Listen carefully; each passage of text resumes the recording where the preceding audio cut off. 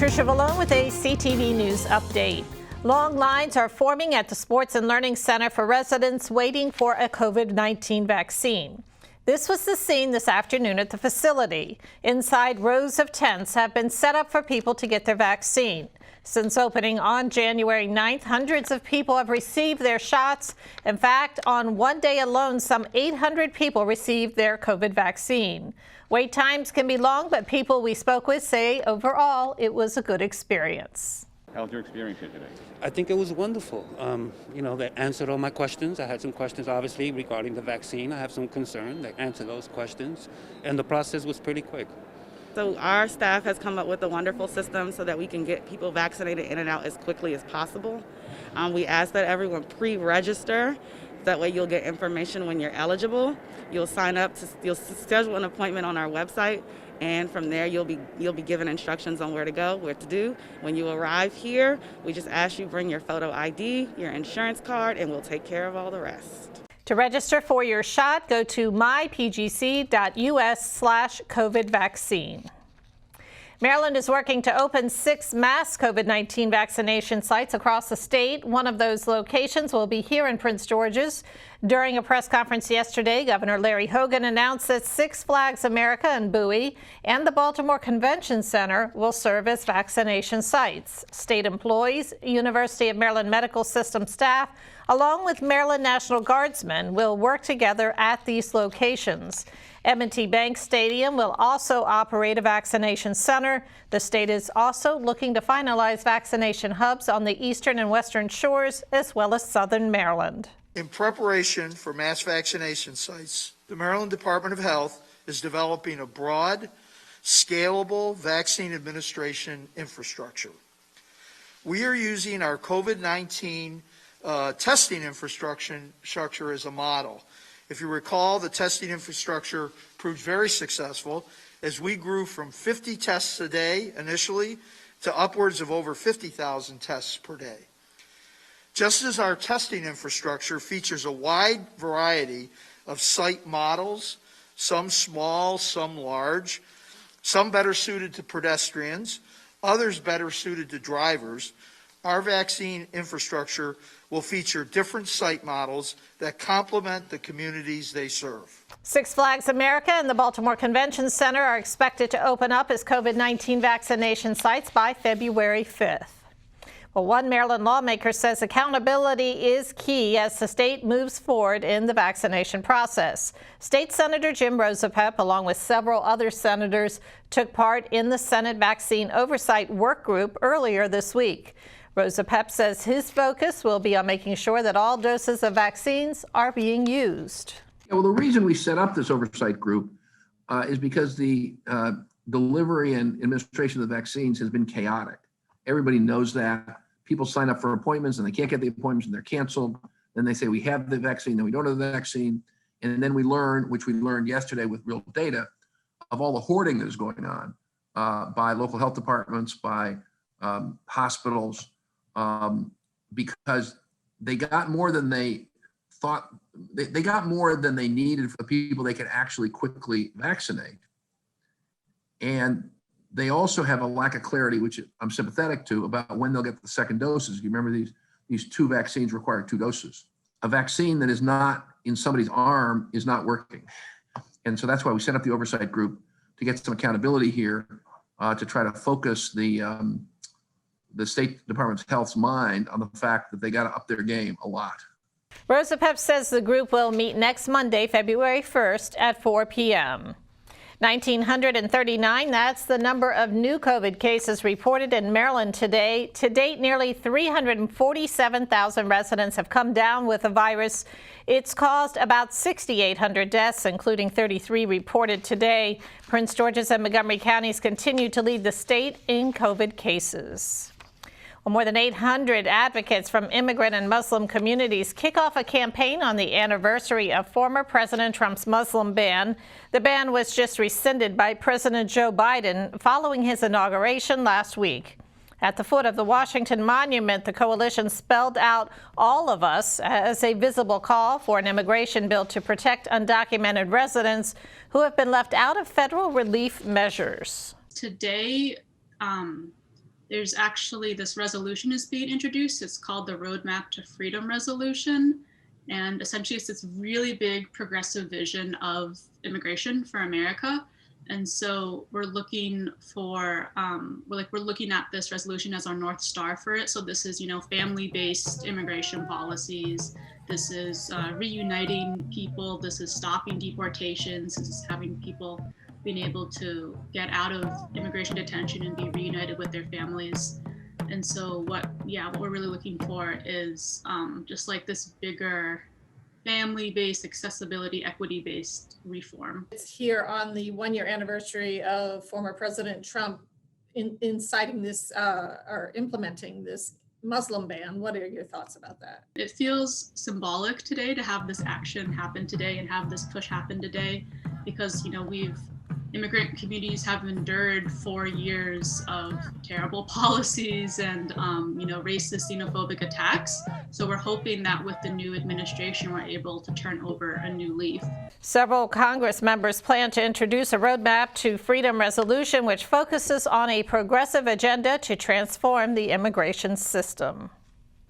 The acting U.S. Capitol Police Chief apologizes to Congress for the attack on the Capitol on January 6. Acting Chief Yogananda Pittman made this statement to the House Appropriations Committee on Tuesday. Pittman testified that the department knew by January 4th that militia and supremacist groups were planning to attend the protest. She also revealed that the agency knew that some attendees were planning to bring firearms and that Congress was a potential target. Prince George's police are investigating a fatal shooting. It happened last night just before 9 p.m. in the 3300 block of Curtis Drive in Suitland.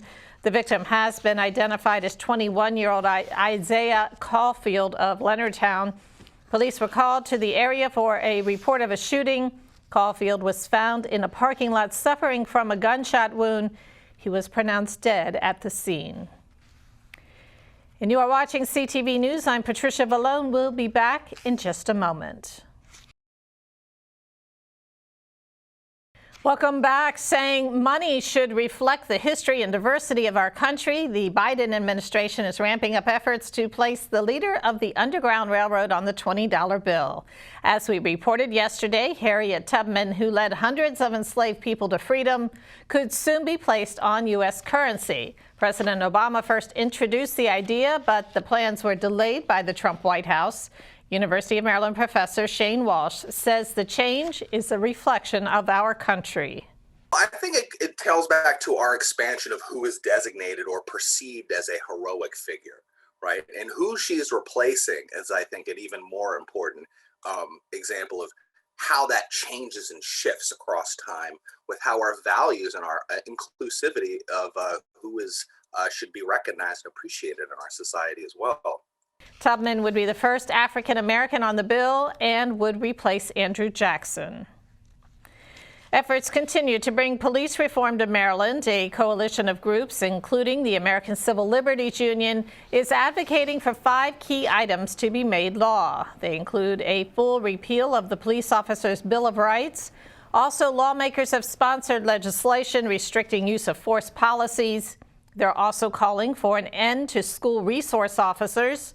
Dorothy Elliott is one of those who took part in a news conference on the matter yesterday.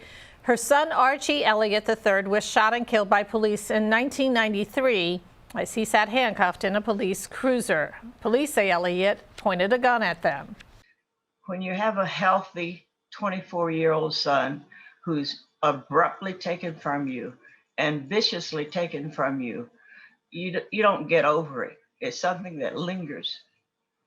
Even now, sometimes I feel like it's just a bad dream and that my son will walk through that door. But I know that that is wishful thinking. And I have been his voice almost 28 years this June 18. No one was ever charged in connection with Elliott's death.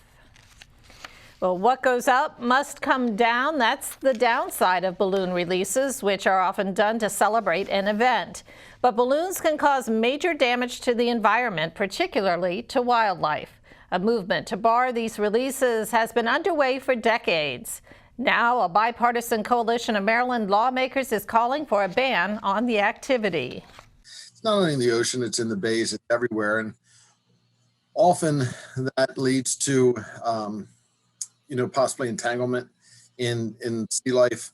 The ribbons, it's not only the balloons, it's the ribbons that are attached to them. And the balloons are sometimes mistaken as food for some sea life, and they actually ingest them. And then at times it's actually fatal to, that sea creature that does that. Is there anything in particular education-wise you want to do to perhaps reach the school systems that were the ones who did these intentional releases? I don't want to say it's just the school systems. It's ceremonies, celebrating the loss of loved ones, that you see them. Sometimes businesses do it to create attention. And it's not only a problem for the what lands up in the ocean and so forth, but it's what ends up in the fields for the farmers and entangles in their equipment. As they're, drifting down, they can spook animals and livestock. So it's important that we educate everybody. The bill calls for a fine up to $250 for a violation. HB 391 is co-sponsored by Hartman and 2 other Eastern Shore Republicans, as well as 4 Democrats on the Western Shore. It's currently before the House Environment and Transportation Committee. Delegates Joseline Pena-Melnick and Robin Lewis introduced legislation to reduce health care gaps for communities of color.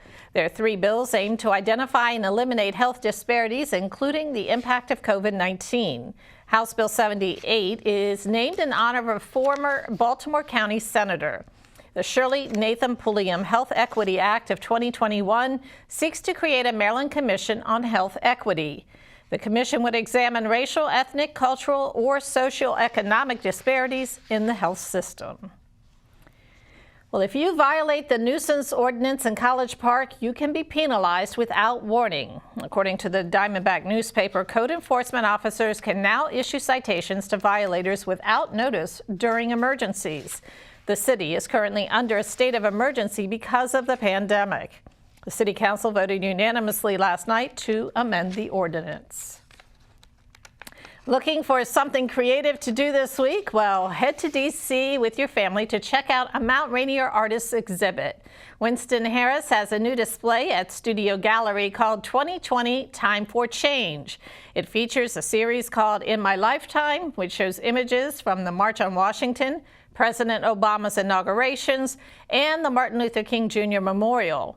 Harris also has a piece called BLM Movement, BLM Plaza, which showcases a poem and the protests this summer. Harris says the death of George Floyd inspired his exhibit. I wanted the image to go out to all of the parents and mothers, and especially mothers who had lost their children due to senseless brutality from police and just other unnecessary violence and deaths. The exhibit ends on the 30th. Harris also has an upcoming show starting on the 28th at Public Playhouse called All Night Jazz Journey. In sports news, it was John Wall and the Houston Rockets taking on the Washington Wizards last night. For longtime Wizards fans, it was a strange scene seeing Wall in a different uniform. He played for the Wizards for nearly 10 years before a preseason trade to the Rockets. Wall got a bit of revenge, scorching his former teammates with 24 points, leading Houston to a 107-88 victory. The Wizards now have a 3-10 record in their first year without John Wall. Bradley Beal scored 33 points in a losing effort. Well, let's get a quick check now on your 3-day weather forecast. Tonight, mostly cloudy with isolated showers throughout the evening and a low of 28 degrees. Thursday, breezy and cloudy. Daytime temps reach a high near 35, a low of 21. Friday, mostly sunny with a high near 34 and dropping to a chilly 19 degrees. Saturday, sunny with a possible chance of snow, a daytime high near 35 and a low around 24. And now for your community calendar, calling all District 4 parents and residents. Join school board member Shayla Adams Stafford and other community leaders to discuss students adjusting to virtual learning and more. The virtual event is Saturday, January 30th at 10 a.m. You can use the link on the screen to complete your registration. And that's all for this evening. Thanks for watching. Be sure to join us again tomorrow. Have a great night.